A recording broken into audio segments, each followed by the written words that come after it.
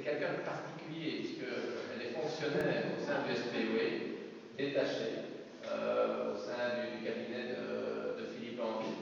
Mais elle a une fameuse expérience, notamment dans plusieurs domaines qui sont en lien avec les compétences de la province, puisqu'elle s'occupe notamment entre autres d'un centre équestre particulier qui est en forme d'ASBL, qui fait de l'hypothérapie, etc.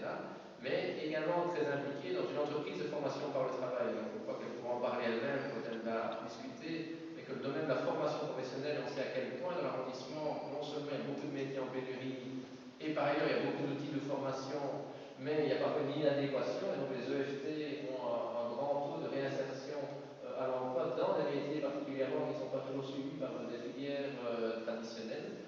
Et donc Vincent a une fameuse expérience dans la formation et dans la formation professionnelle.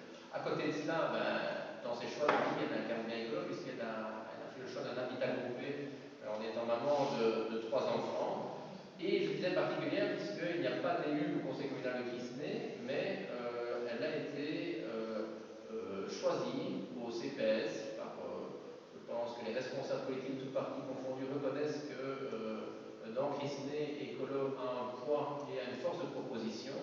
Et donc, en son temps, Vinciane, on a souhaité pouvoir profiter de ses compétences au sein du CPS, au sein du Conseil de l'Action sociale.